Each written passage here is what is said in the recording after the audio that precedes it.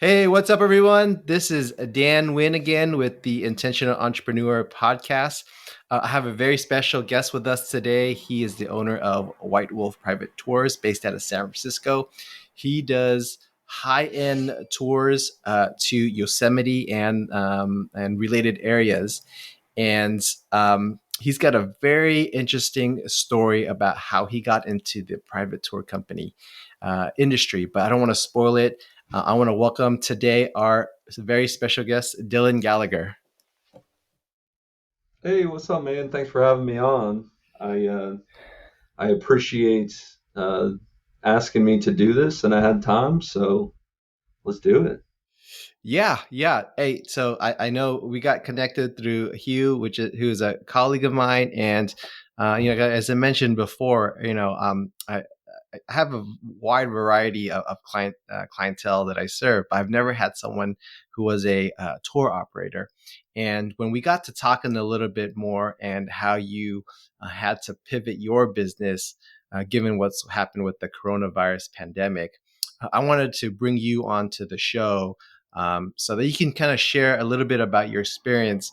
Maybe having to make that change during a situation like COVID-19, and maybe some of the lessons you learned so far, and maybe how it's working out for you. That's a lot to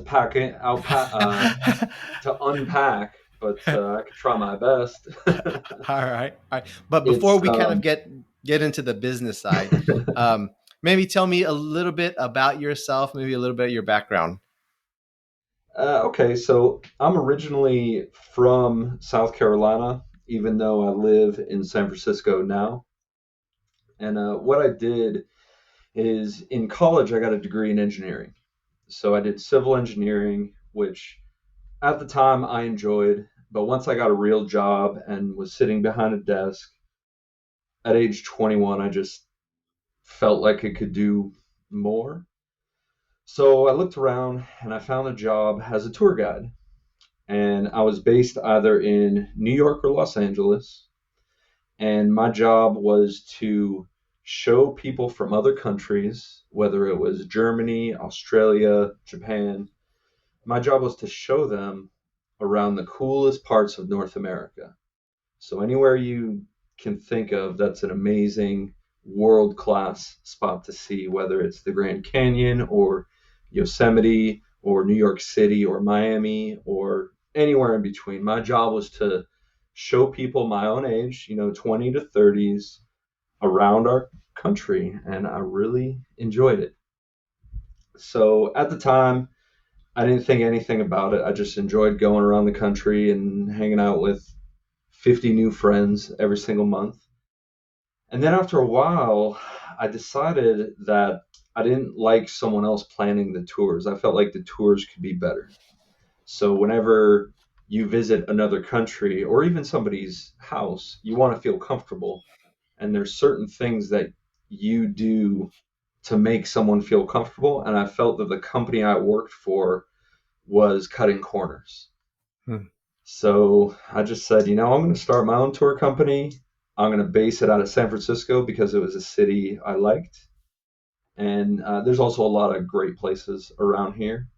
And that's how I began. Yeah, yeah. I remember I went to go visit Spain. I studied abroad for the summer, if I remember correctly. And there's your usual tourist spots, but I had the opportunity to reach out to some locals, and they invited me to their house, and they showed me all the spots like where the tourists don't go, right? And so that was one of my best experiences, memorable experiences when I visit abroad. And so whenever I have the opportunity to go visit places like that, I try to. I don't mind visiting kind of all the touristy spots, but there's some like local insider knowledge that I can't get from TripAdvisor sometimes, and you can find some cool unearthed secrets, right, to the local places. So that's awesome that you kind of done this slight twist, right, in the traditional tour company. So, Orange Sky is one of your first companies. So, tell us a little bit about that and what had offered. So the way Orange Sky began was sort of by chance. Is when I moved to San Francisco, I would go around. I knew I wanted to tour with people my own age. So this is like age 25, 26. So I just go to all the hostels and I ask people traveling from other countries and I say, hey, like, what are you going to do? Like, where do you want to go? And they would say, oh, I'm going to tour the city or I'll tour Yosemite. And so by this time, I already had a van. I used all my money and just spent it on a van, just to like a white regular, just, whatever moved. And I went around and I said, they would say Yosemite. I said, how about you just come with me? And they say, they would like make an excuse, of course, because you don't want to get in some random guy's van. So I started building the infrastructure of the company, like the flyers. At the time, I just needed to convince people that I was a legitimate tour guide, even though I might not have looked it, because not every business starts, off with a bang. And I started figuring it out. And one thing I realized is that in America, around the world, we have this stereotype. I think it's a good stereotype, is we have spring break and we have the American road trip. So when the Mm-hmm. company started to be formed naturally, that's what I recreated. So I Hmm. said, hey, don't follow a tour guide with a flag. Let's just go on a road trip with friends. And by the way, one friend knows everything, knows all the cool spots, knows how to get around everything, has all the camping equipment, has a cooler full of beer. Like, let's go have fun. Just pay this amount. Yeah, that sounds like an awesome time. Now, you shared a little bit of how you run the tours. Do you have a little pole with the flag on top that you use to walk around the city? No. It's, the trick, it's all about the prep, Sure, right? So sure. whenever you go, like, Yeah, let's say you and I go somewhere, I would yeah. say, hey, Dan, we're about to go into this place. If we get lost, like, just look for me, or else we're going to meet up in 45 minutes at this place. Like, Hmm. like you're on your own. And people, when they travel, it's almost with phones and everything you have today, that's what you want a Yeah, lot of times. Not everyone, but a yeah. lot of people just, you want a guide so you Hmm. understand where you're going, but then you want to hang out with your family and Yep. spend time with your family, and you don't want to follow this person around a neighborhood. It's a balance. It's Yeah. yeah, it's Sure. hard to explain, but that's the gist of it. Right.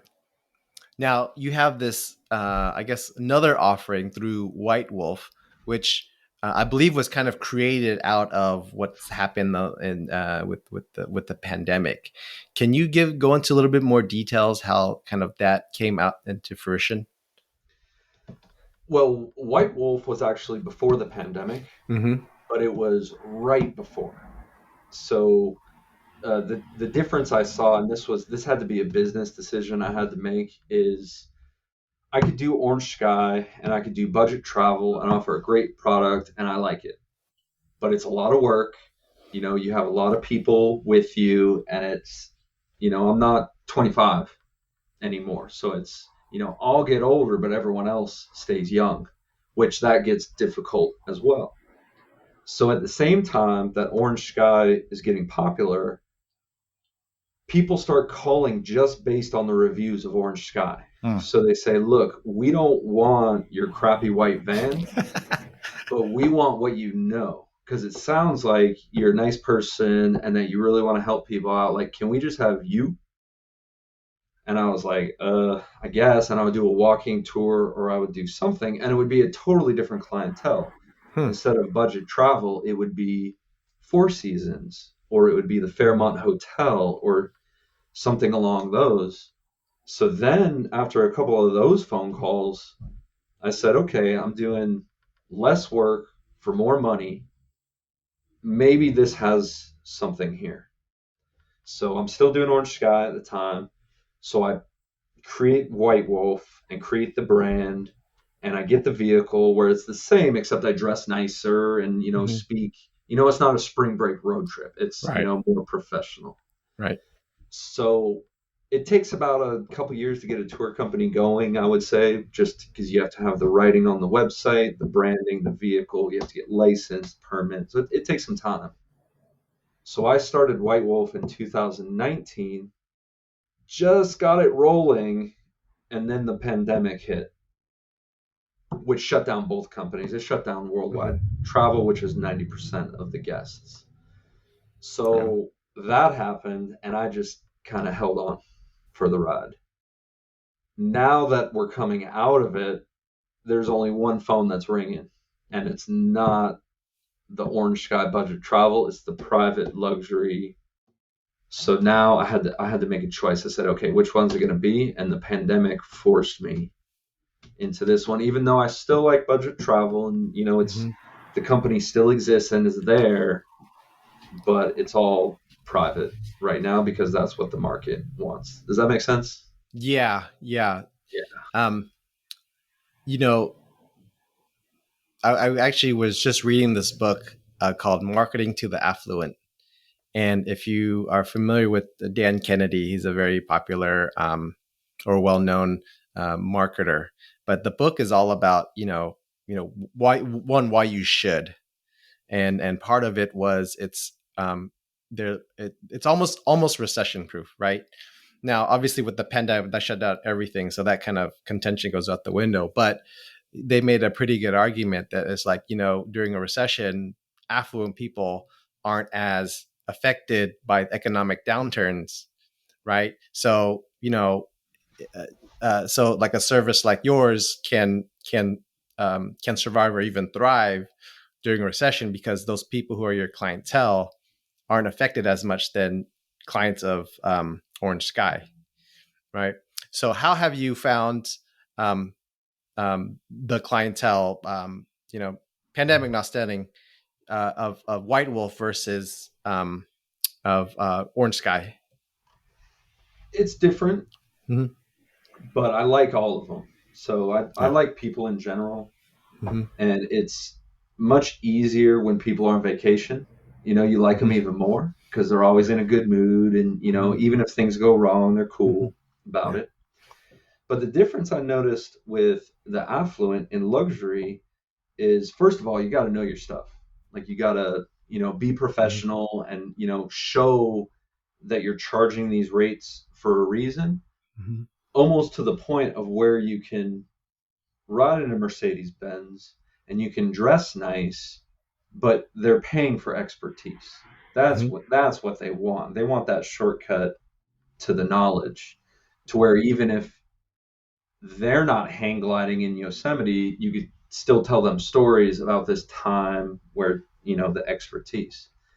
So that's one thing I've noticed. And then another thing is it's good people. Like if you talk to, especially when we're driving to Yosemite, we have time and usually let them, you explain where you are.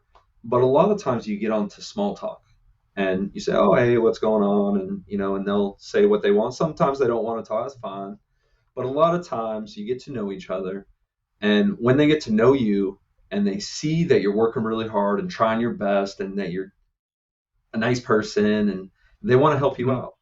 Mm-hmm. So they have connections and they say, oh, go here, do this, or here's this guy, talk to him.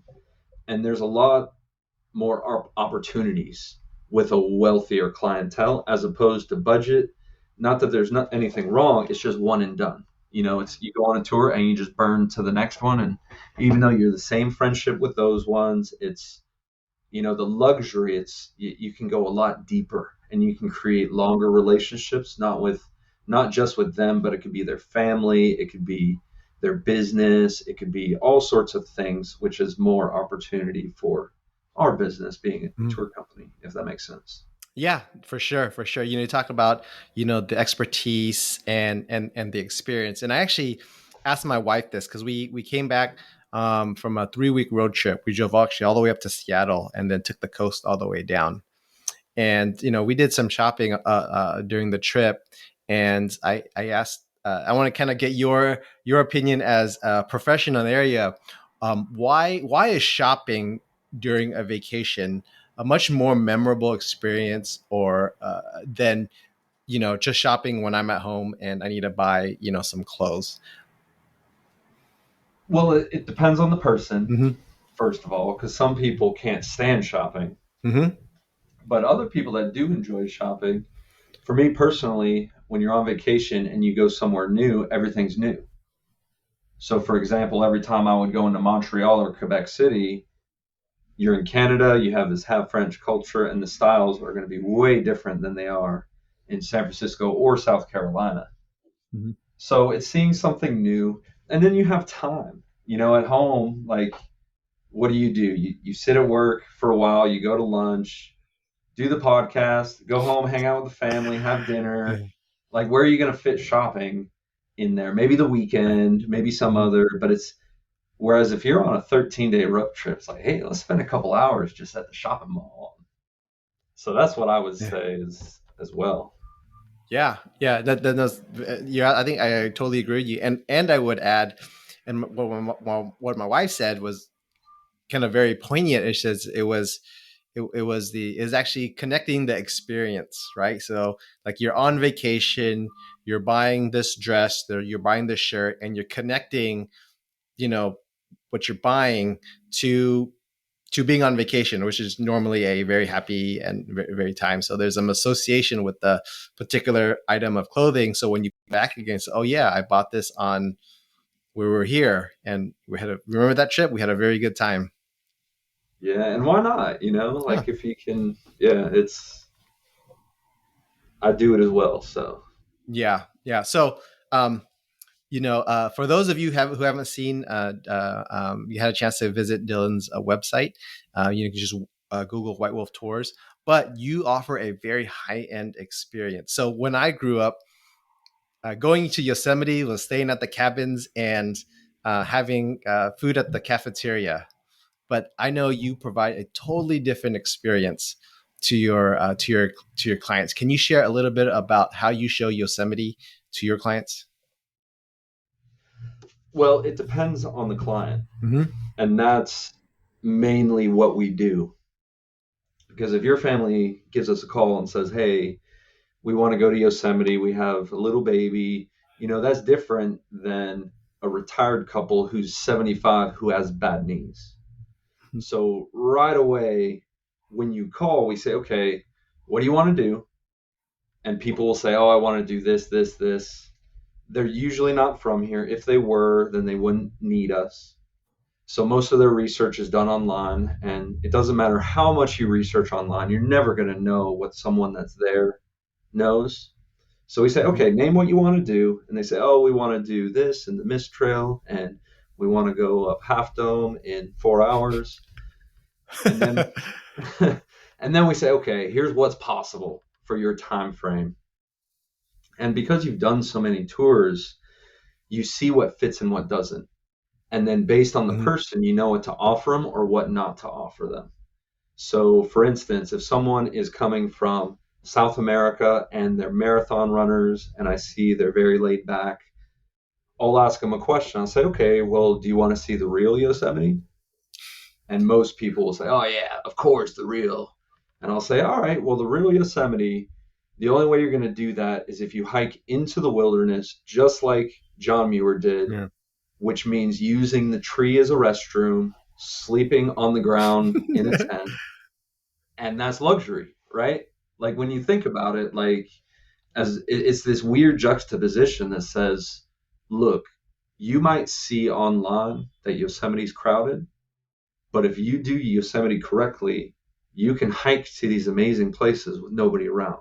You just have to know when to go and which route to take, and know someone that has all the equipment and everything taken care of, so you save the time as well. So you're not packing and doing all these, Mm-hmm. designing a water filter or whatever. It's like, no, man, it's all Yeah. here. It's all right. So that's one Right. example of a tour we offer. But then if it's that retired couple that's 75 that can't walk very far, it's a totally different tour. So then we say, okay, you're probably going to stay in hotels. You're going to need easy trails. And because we know the place, we say, okay, we're going to do this, this, this. And even if we drive in and something's completely different, road construction, rock fall, we know how to get around it because we know, just Hmm. because we've been there so many times, and we say, hey, Ernest and Gretel, let's go around this way and really see, and that's kind of how we do it. So it's hard to explain. You say luxury, but it's sometimes we're camping, sometimes we Right. are in high end experiences. But the point is, you match Yosemite to that Hmm. person. Right. It's probably more like a maybe a bespoke tour, right? It's what you want and what your maybe your abilities are, and we can tailor around to what you would like to experience That's Yosemite it. at, Yeah, right? and private. Nobody else is, and the connection to San Francisco, because you do have companies that go from San Francisco. Very, very rarely do you have companies that go from San Francisco and hike in Hmm. the backcountry. So that's Okay.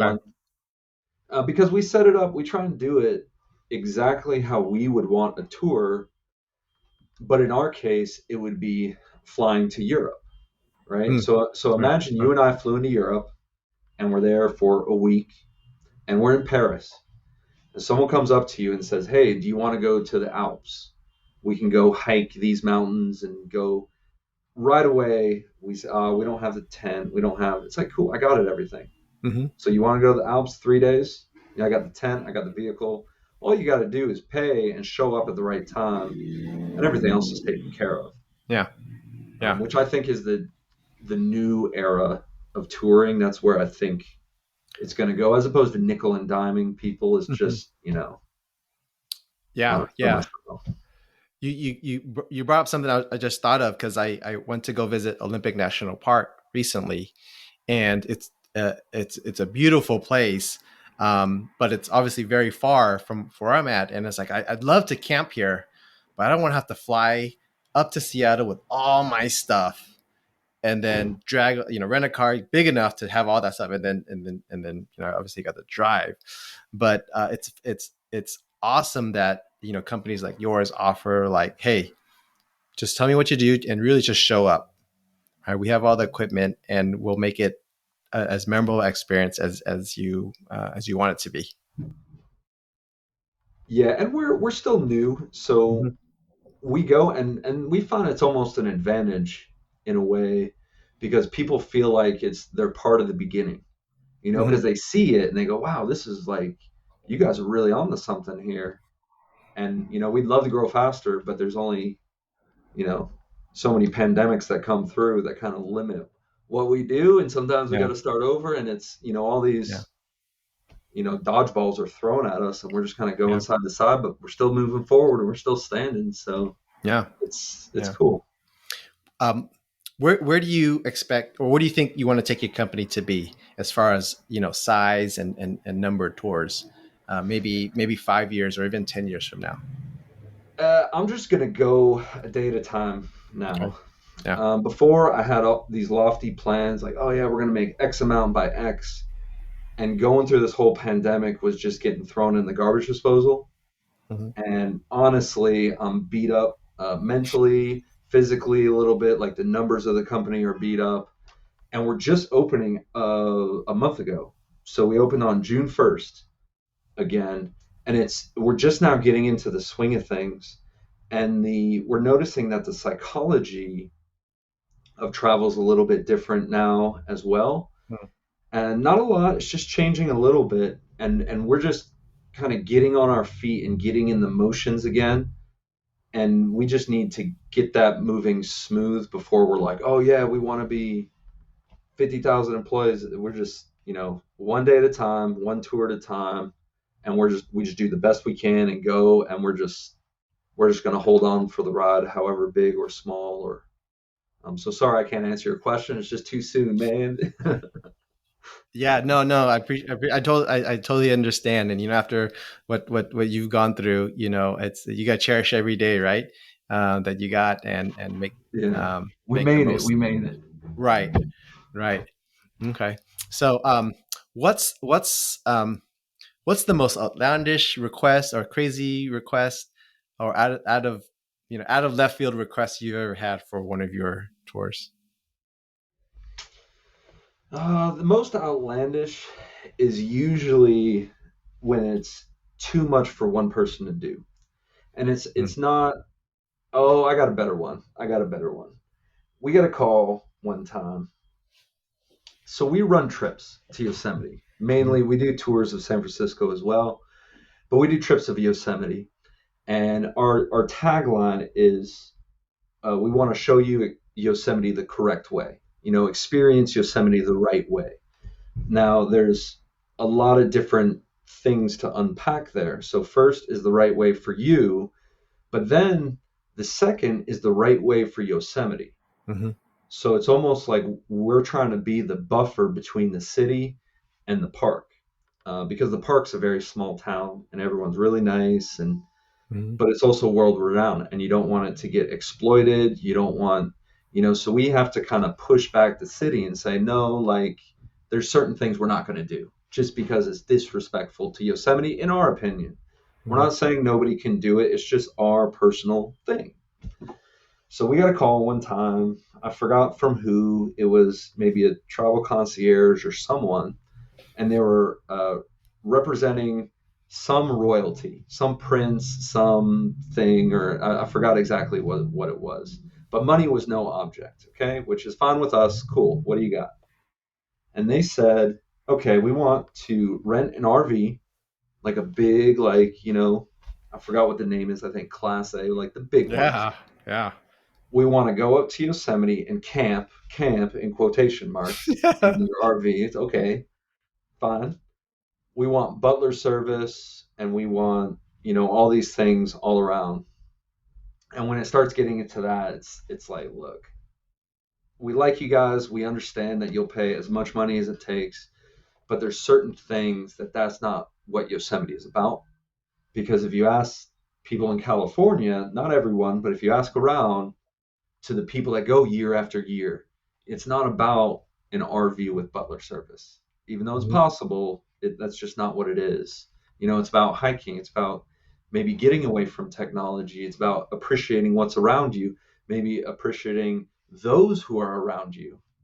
Nature, like yeah. one of the most beautiful places on earth. Like that's what it's. So we said we'd take them camping and take them other things, but we're not doing the butler. We're not doing like, sorry, maybe one day, but not this day. Yeah, And no, I sorry, I mean, there's yeah, nothing I can do about it. Like, yeah. And I love the fact that it's you're kind of being congruent as to what the national parks and Yosemite is supposed to be about, right? It's supposed to be about enjoying what is on the earth without kind of the man-made amenities, bathrooms and restaurants and hotels aside, right? It's just there's this magical place on earth where it's like your mind just transforms. It's like a whole. Sometimes I can't believe this place exists. Uh, you know, and on earth. and not to interrupt you, but after this whole pandemic, we're appreciating it a lot more. So whereas before we'd see it and maybe we get the gram shot and say, Mhm. "Oh, cool, update my profile photo and we're good."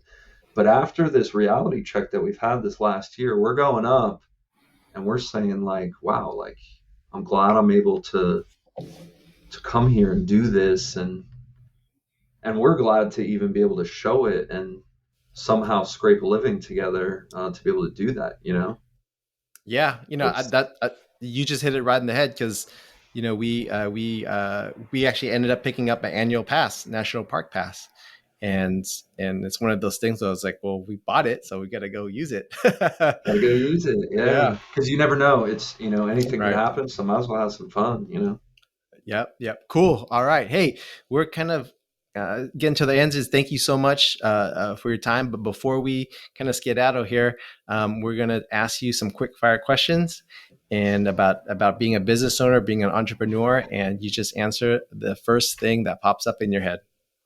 All right, go for it. Okay. All right. Who do you look up to? I would look up to anybody that has something that they want to do that keeps going for it. Hmm. I would Okay. say that's kind of a general answer, but Yeah. Go for what you want in life. It could be anything, but just go and keep going. Yeah. Okay. All right. What's the best business advice you've ever received?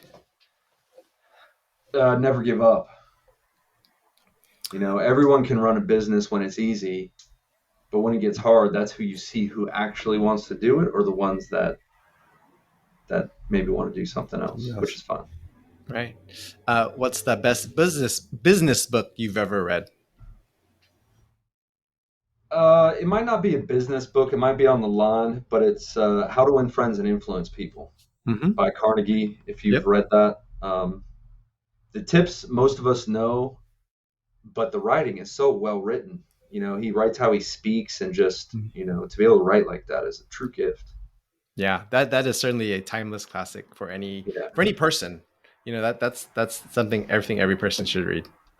yeah, and we know, but we forget. That's Right. the Yeah, Right. There's a distinction between knowing what to do and then actually doing it. And some say it's like, if you don't do or take action based on your knowledge, it's all that knowledge is kind of worthless. yeah, and not to slow down your rapid Yeah. fire questions, but that book got me reading. Mm. I didn't read much before. I was engineer, I was Right. math, and Yeah. so I read that book and I said, "Whoa!" You know, and then that was the gateway into all the business books, all those things, and I'm very grateful for that book. So, Okay. Next question is, if you could do one thing over again, what would it be? oh, that's a tough one. You want to do stuff over, but everything that happens shapes your character and shapes Mm. who you are, even if it's something bad. And the bad, when it happens, it's just you feel terrible. But I think in the long run, it makes you a better person. So, even all this, even the pandemic, like it's not that I had a choice with that, Mm-hmm. makes a better business today, I think. So I wouldn't change anything. I'd just say it's how it goes, and that's how you learn in life. All right. And lastly, what's the biggest challenge in your business today? Staying open, man. Now it's adapting to what's changing. Mm-hmm. The psychology of the public is changing, but we have an advantage because we're so small, Mm-hmm. and we're also guides. So the guides know what's happening in the industry first, so we can change and adapt before anyone else can. It takes the larger companies a lot longer to change. So we just go day by day, man. It's always a challenge, and it's starting to be the fun part. Even when bad stuff happens, just like, oh great, let's see Yeah. what else bad happens today, and you just laugh Yeah. eventually and just go. So it's staying open, Yeah. man. We made it. So All right. Last question. It's not a rapid fire question, but it's something I kind of just thought of. And can I make the assumption you enjoy traveling on a personal basis? I do. Okay.